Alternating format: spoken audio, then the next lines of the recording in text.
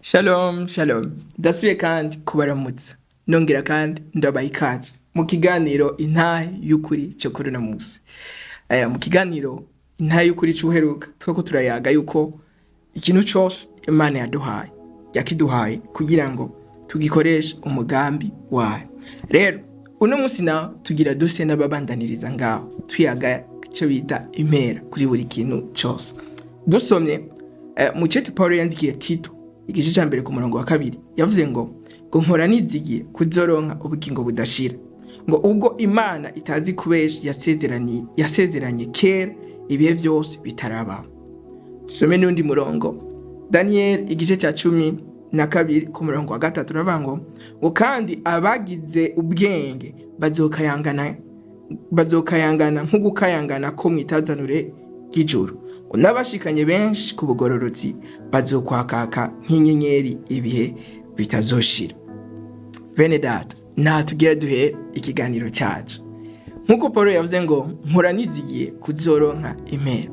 Uno munsi nari mfise ikibazo no kubaza wewe, iyo uri kurakora ni igiki kikumotiva, ni igiki kiguha inkomezi, ni igiki kigusubizamwo inguvu kumva yuko utegerezwa gukorera Imana, woba ukora wizigiye iki? Kuko iyo dukoze kenshi turibagira impera. Novuga ati iyo turiko turakorera Imana kenshi turibagira kuko novuga ati i concept y'impera. Na niyo mpamvu abantu kenshi usanga dufise carelessness, dufise urwangara rudasanzwe mu gikorwa c'Imana. Akarorero ugiye kuraba abanyeshuri n'akarorero gasanzwe twese twomenya kandi dutahura. Akarorero novuga ati k'abanyeshuri, umunyeshuri ishuri ritangura saa moya, novuga sinibuka neza amasaha mu Burundi, novuga ati ishuri ritangurira ko ariko ni hagati ya saa moya na kenza saa moya n'inusu bivanye naho wiga. Ugiye kuraba twese ku ishuri tuba twageze, ubuzi bwinshi butangura saa 2, abantu nka bose tuba twamaze kuhashika mu gihe twagiye ku ishuri. Ariko kwishengero kwa Mungu usanga batonda novuga ati usanga batonda benshi batanga saa 3 n'inusu. Mugo bigatangaza no umuntu yacerewe gute saa 3 n'inusu kandi yamaze indwi yose ashobora gutonda kuri programme ya saa 1 n'inusu saa 2. Cyumva yuko habaye ikintu bita ugwangara cyane ku kazi, naho impuzu zawe zose zoba zicafuye cyane zitameshe, wo kwiyaranje uburyo urondera uburyo ugenda. Ariko biratangaje ukuntu umuntu agera kwa Mungu agasiba kubera ko impuzu zirameshe mugabo zitagoroye. Abatowe sinoja kuri eglise impuzu zitagoroye, cyumvira none bigenda gute? Ibi ni ibintu bigaragaza uburyo igikorwa c'Imana tutigera tubona ino mentality, kino ciyumviro c'imera iri nyuma yayo. Kuko nimba kubera ko ku kazi bazoduhemba, nimba kubera ko ku kazi hari impera kandi akayasezeranye, tubaseriye tukabikora. Rimwe na rimwe hari n'igihe biba ngombwa yuko turara ijoro ryose. Bamwe ugasanga abanyeshuri barabizi, uzi yuko ufise examen kwako ubu ufise igicapati inyuma ya bino hari akazi nzoronka, ntaronse amanota meza, hari ibintu kanaka binazoshikako ntizi. Rero tuba dufise ico gicapo n'ibintu turiko turacesinga, turiko turiruka inyuma yavyo.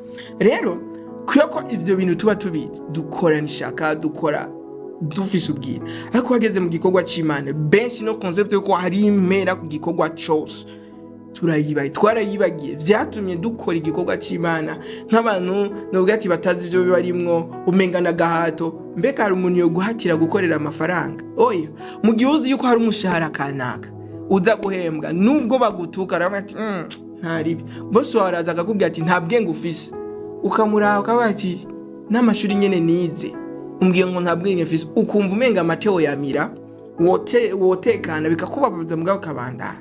Mugabo ugiye ku rushengero umwe mu wo muririmbana akagutsitara canke dokora akakubaza kubera iki wamucerego, ngo dokora yambwiye nabi, ngo reko ko yambwiye nabi, ngo sinzosubira muri korale, ngo yashavuje. Koko umuntu umwe kuri eglise yagushavuje ukamenga niwe yaguhamagaye, ukamenga niwe yakuzanye, bigatuma uheba n'igikorwa c'Imana. Bene data, iki ni kimwe mu bintu bigaragaza ko burya ntidutahura ko hari impera iri nyuma ya bino bintu. Kuko ugiye kuraba mu vy'isi dusanzwe tuzi ko hari impera mu bikorwa dukora, twama tubikora nishaka. Mugabo kubera ko tuzi yuko umenga ibintu vy'Imana ni ibintu bisanzwe, ariko bene data ndagira ndababwira hari impera. Paulo yavuze ngo nkora nizigiye ko nzoronka impera, ngo Imana itazi kubesha yasezeranye. Burya Yesu yarasezeranye.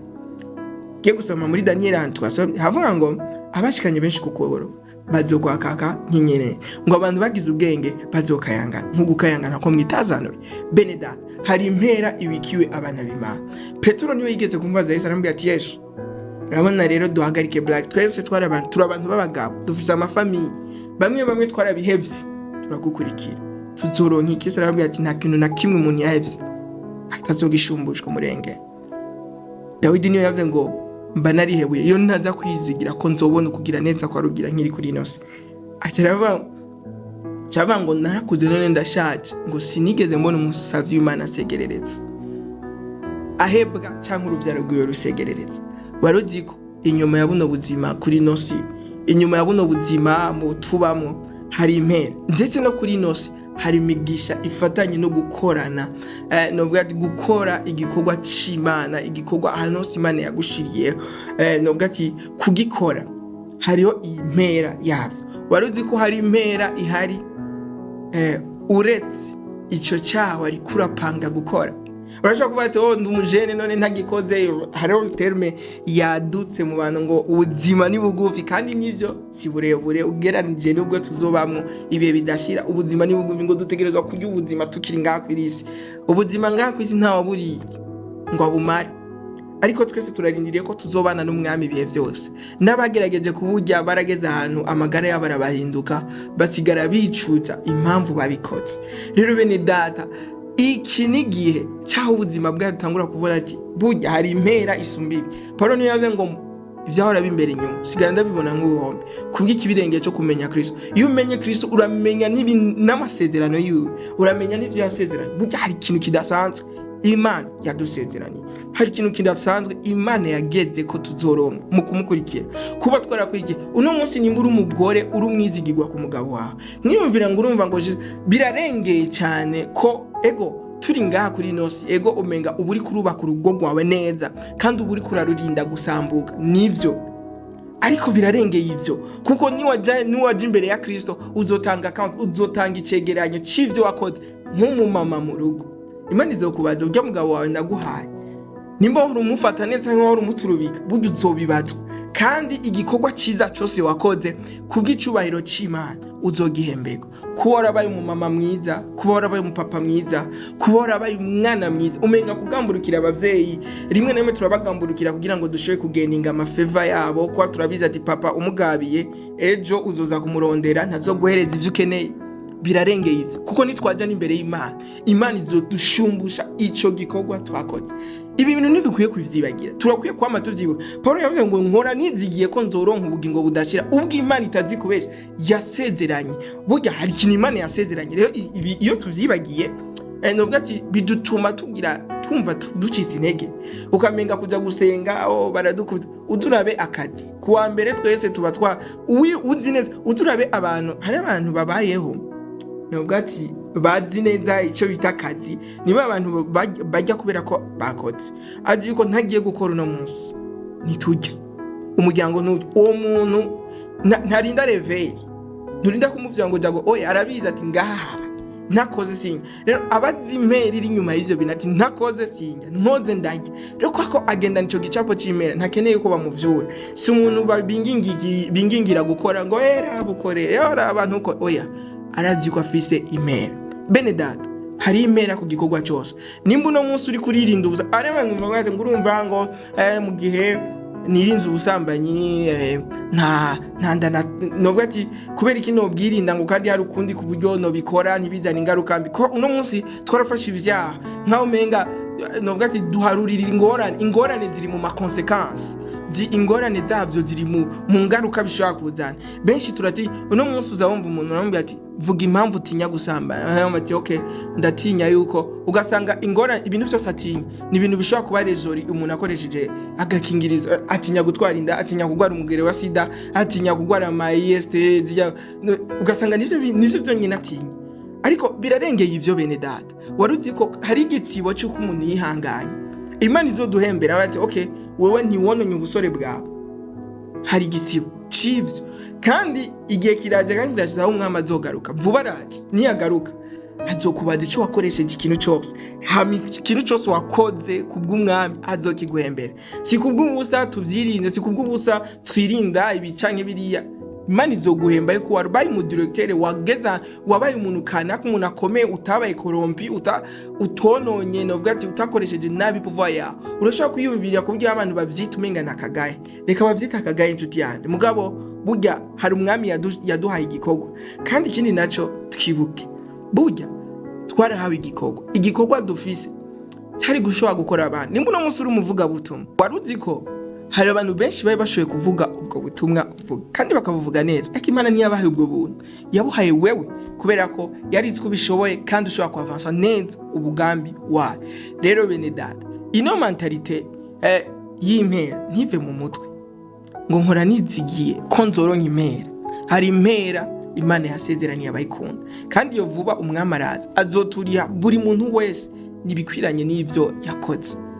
Rero sigiye cyo kudendebukirwa. Umuntu novuga ati no munsi uragenda ku kazi, abantu badandaza mu isoko murabizi, umuntu mudandazanya imbere yawe aragutuka, mugabo ukiye ugasubirayo. Mugabo uraza kuri eglise umuntu akakubwira nabi gusa, peut-être yaramutse nabi, umunsi wamuciyeko nabi, akubwiye nabi, gusinzo kugaruka kuri eglise.